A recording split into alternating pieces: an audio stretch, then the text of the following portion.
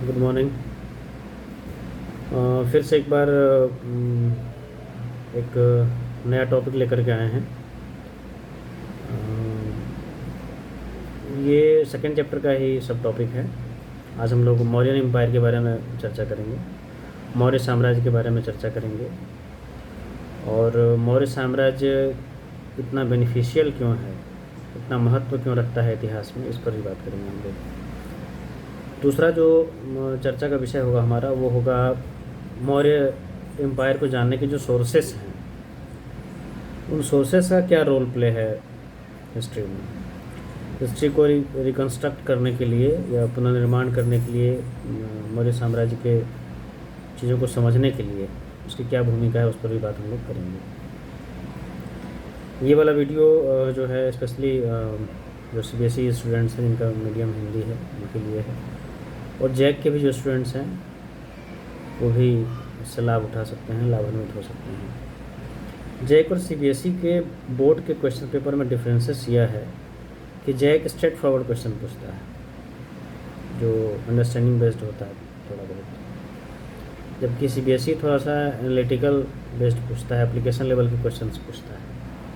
जैसे यदि सीधे यदि पूछना होगा मौर्य एम्पायर से जुड़ा हुआ क्वेश्चंस, तो जैक पूछ सकता है कि मौर्य साम्राज्य के प्रमुख स्रोतों की व्याख्या करें, इस टाइप से पूछ सकता है। जबकि CBSE पूछेगा तो वो अलग ढंग से पूछेगा, वो उसको थोड़ा सा घुमावदार तरीके से पूछ सकता है कि मौर्य साम्राज्य के इतिहास के पुनर्निर्माण में इतिहासकारों ने किन स्रोतों की सहायता ली है, इस कथन की समीक्षा करें, इस टाइप से क्वेश्चंस पूछ सकता है। या जैसे पूछा भी है, the historians have used a variety of sources to reconstruct the history of the Mauryan Empire. Explain, ये क्वेश्चन आया हुआ है। CBSE में क्वेश्चन और इस तरह से पूछा है कि explain any 3 sources to know about Maurya empire. तो इस टाइप से थोड़े से चेंज होते हैं क्वेश्चंस, लेकिन आंसर राइटिंग करते समय हमको पॉइंट्स का सहारा जरूर लेना है, पॉइंट्स के माध्यम से लिखना है। इतिहास स्कोरिंग सब्जेक्ट है, पॉइंट्स की मदद से यदि लिखेंगे तो आसानी से हम समझ पाएंगे। तो ये हम लोगों ने थोड़ा सा एक टारगेट ओरिएंटेड जो बातें हैं उसको लेकर के हम लोगों ने थोड़ी सी चर्चा की कि किस तरह से हमको जो भी बताया जाएगा उसको लेना है, उसको ग्रहण करना है, या उसको शामिल करना है अपना नोट्स बनाते समय। मौर्य एम्पायर की जहाँ तक बात रही, तो ये बेनिफिशियल को है, सबसे पहले इस पे हम लोग बात करेंगे, इसका सिग्निफिकेंस क्या है, इसका महत्व क्या है इतिहास में। ये एक लैंडमार्क कहा जाता है कि मौर्य साम्राज्य स्थापित होने के बाद ही भारत में एक सुचारू रूप से एक राजनीतिक प्रक्रिया का आरंभ हो रहा है, राजनीतिक प्रणाली का आरंभ हो रहा है, एक साम्राज्य का आरंभ हो रहा है, या कह सकते हैं कि विशाल साम्राज्य को नियंत्रित कैसे रख सकते हैं, इसके उपायों का आरंभ हो रहा है, उसके तकनीक का आरंभ हो रहा है इतिहास में। इसलिए भी मौर्य एम्पायर मायने रखता है हमारे यहाँ। पहला जो फैक्टर्स है जो मौर्य एम्पायर को महान बनाता है, वो फैक्टर्स है कि इस समय एक बहुत बड़ा राजा हुआ अशोक, बिंदुसार का जो उत्तराधिकारी था, तीसरा राजा। अशोक ने शांति के माध्यम से, अहिंसा के माध्यम से एक राजा अपनी प्रजा के लिए एक आदर्श वातावरण तैयार कर सकता है, एक आइडियल वातावरण तैयार कर सकता है। इस रूप में अशोक को हम लोग इतिहास में पढ़ते हैं। उसने जो धम्म की व्याख्या की है या धम्म का जो प्रचार किया है, महामात्र वगैरह नियुक्त करके, अशोक का धम्म जहाँ बड़ों के सम्मान की बात सिखलाता है, सन्यासियों के प्रति आदर का भाव सिखलाता है, सर्वधर्म समभाव, सभी धर्म एक समान होते हैं, ये भाव देता है। पशु पक्षियों के प्रति भी स्नेह भाव रखना चाहिए, आदर भाव रखना चाहिए। पूर्णतः अहिंसा के पथ पर चलने की प्रेरणा देता है, और इन सब बातों से ही अशोक बहुत प्रख्यात हुआ है, और इसलिए उसके नाम के आगे महान शब्द जुड़ता है। तो ये पहला जो इम्पोर्टेंट पॉइंट्स है कि अशोक महान जो हैं, उनके सांस्कृतिक उपलब्धि की वजह से, उनके कार्यों की वजह से मौर्य एम्पायर बहुत प्रसिद्ध हुआ है, पहला फैक्टर्स।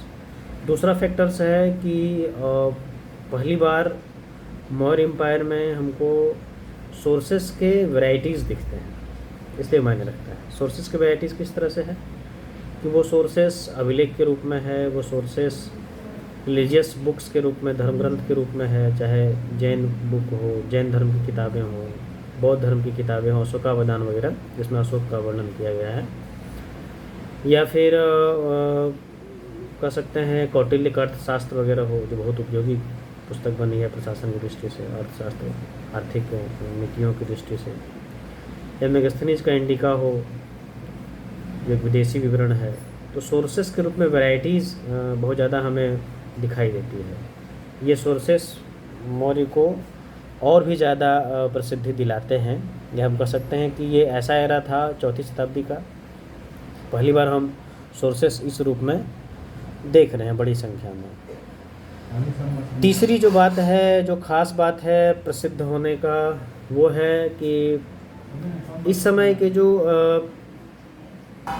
तीसरी जो बात है जो बहुत ख़ास है कि पश्चिमी देशों के साथ, यूरोप के साथ या पश्चिम एशिया के साथ जो आवाजाही करने का जो मार्ग था, उसको चंद्रगुप्त मौर्य ने प्रोटेक्टेड कर दिया, संरक्षित कर दिया। जब सेल्यूकस निकेटर को 305 BC में हराया, तो हराने के बाद उसने एक समझौता किया। उस समझौता के तहत जो बैक्ट्रिया वगैरह का जो इलाका है, अराकोसिया वगैरह का जो इलाका है, जो पश्चिमोत्तर भारत है उसका जो इलाका है, जो यूरोप से टच करता है, यूराल पर्वत के आसपास का जो इलाका है, वहाँ उसने अपना अधिकारी नियुक्त कर दिया, उसको अपने कब्जे में ले लिया और समझौता भी किया गया कि उधर से अटैक्स नहीं किए जाएंगे। तो वो जो रास्ता था जिसको ब्लॉक करने का काम इसने किया, विदेशी एक तरह से सीमा तय किया इसने पश्चिमोत्तर भारत का दूसरे देशों के साथ, तो इसलिए भी मायने रखता है। चौथी बात है, जो खास बात है, मौर्य को हमें पढ़ने के लिए ललायित करता है, या कह सकते हैं हमें पढ़ने के लिए उत्साहित करता है, वो है कि पहली बार हम एडमिनिस्ट्रेशन में डिसेंट्रलाइजेशन को होता हुआ देख रहे हैं। डिसेंट्रलाइजेशन का मतलब है विकेंद्रीकरण। शक्ति जब राजा तक सीमित पहले हुआ करती थी, उस शक्ति का बंटवारा किया गया है, हस्तांतरण किया गया है, उसको कई भागों में विभाजित किया गया है, चाहे वो केंद्र स्तर पे हो, प्रांत स्तर पे हो या स्थानीय स्तर पे हो। तो राजा के पास जो शक्ति सेंटर्ड हुआ करती थी, चाहे टैक्स वसूलने का हो, चाहे युद्ध में डिसीजन का हो, या बड़े बड़े निर्णय लेने के हों, तो एक के पास ज़्यादा शक्ति सिमट जाने से भार ज़्यादा हो जा रहा था।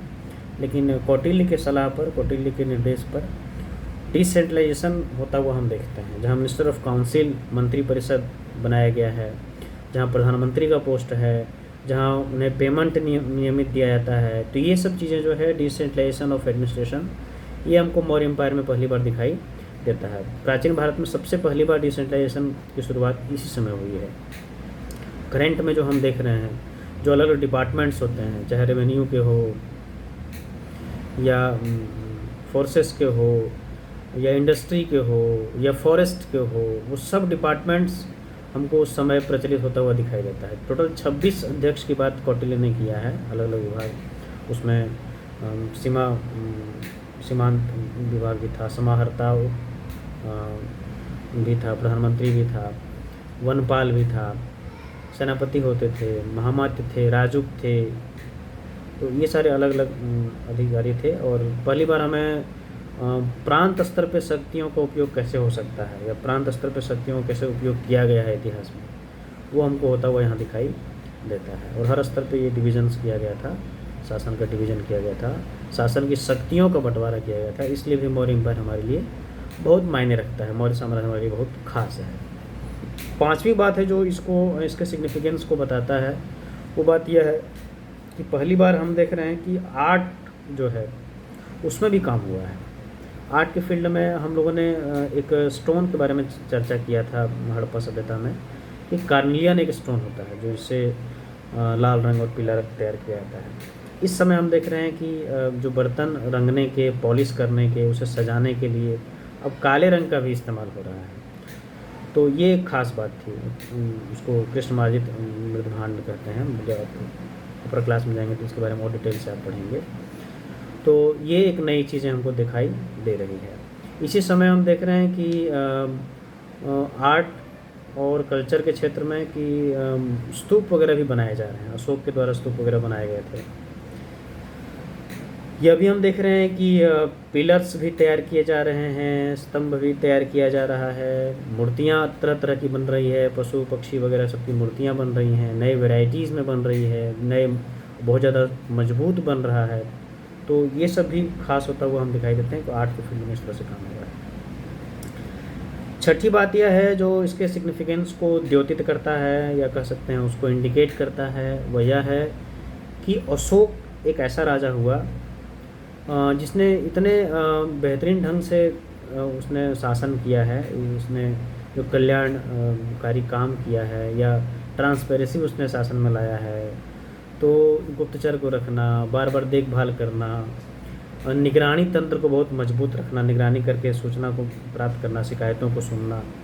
तो ये जो काम हुआ है आदर्श वाला, तो जो बाद के समय में जब अंग्रेज़ों के समय में ब्रिटिश हिस्टोरियंस दूसरे राजाओं की प्रशंसा करते थे, विदेशी राजाओं की प्रशंसा करते थे, तो भारतीय लोगों ने काउंटर करने के लिए अशोक को बढ़ावा दिया है, प्रोत्साहित किया है और कहा भी है, बताया भी है कि अशोक हमारे यहाँ का अपना एक देसी ऐसा राजा हुआ जो महान बना।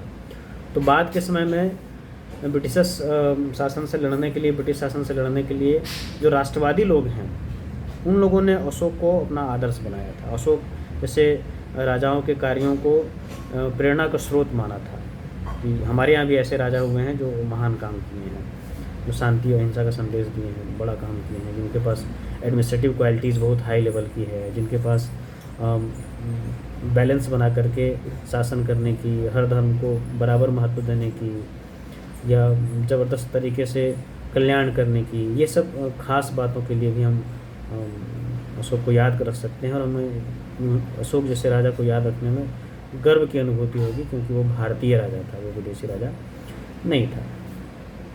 इसके बाद एक ख़ास बात और है कि अभी जो हम इंटेलिजेंस ब्यूरो वगैरह देख रहे हैं, जैसे रॉ आईबी वगैरह देखते हैं, इस प्रकार से निगरानी तंत्र में गुप्तचरों की व्यवस्था करना और बहुत ही तगड़ा रखना, बहुत सख्त रखना, बहुत कानून अच्छा बना के रखना, सन्यासी के भेष में, भिखारी के भेष में, महिला के भेष में शिकायतों तक वास्तविक पहुंच बनाए रखना, ये चंद्रगुप्त मौर्य का और अशोक का एक ज़बरदस्त काम था। इस वजह से भी हमें मौर्य एम्पायर को जानना समझना बहुत आवश्यक है। तो ये कुछ ऐसे बिंदुस थे और एक दो और पॉइंट इसमें हम ऐड कर सकते हैं कि बहुत बड़ा साम्राज्य जो अफ़गानिस्तान से लेकर बलूचिस्तान, पंजाब या साउथ में स्वर्णगिरी तक हम देख सकते हैं फैला हुआ है। तो इतना बड़ा साम्राज्य में इतना अच्छे से शासन करना और बेहतरीन ढंग से सब पे नियंत्रण रखना, 5 लोकल केंद्र बना देना और प्रशासनिक केंद्र बना देना, जिसमें पाटलिपुत्र को, तोशाली को, सुवर्णगिरी को, तक्षशिला को, उज्जैनी को जो बनाया गया था, अवंती वगैरह को, तो इतना वेल मेंटेन्ड एडमिनिस्ट्रेशन चलाना ये पहली बार हम होता हुआ दिखाई दे रहा है हमें मौर्य एम्पायर में। तो इसलिए भी मौर्य एम्पायर हमारे लिए खास है। और जब भी सिग्निफिकेंस पूछा जाएगा, महत्व पूछा जाएगा, मौर्य साम्राज्य में क्यों पढ़ना चाहिए या मौर्य साम्राज्य इतिहास में क्या स्थान रखता है, इतिहास में क्यों मायने रखता है, इस टाइप से भी छोटे क्वेश्चन आते हैं 3 नंबर के, तो हम इसको कर सकते हैं। बेसिकली ये 3 नंबर का ही क्वेश्चन पूछता है सीबीएसई में, जैक में भी छोटे क्वेश्चन में, तो 3-4 पॉइंट यदि हम लिख देंगे तो पर्याप्त नंबर हमको मिल जाएगा। आज इतना ही। एक पार्ट और जो बचा है मौर्य एम्पायर के सोर्सेस को, अगले वीडियो में हम लोग बात करेंगे। धन्यवाद।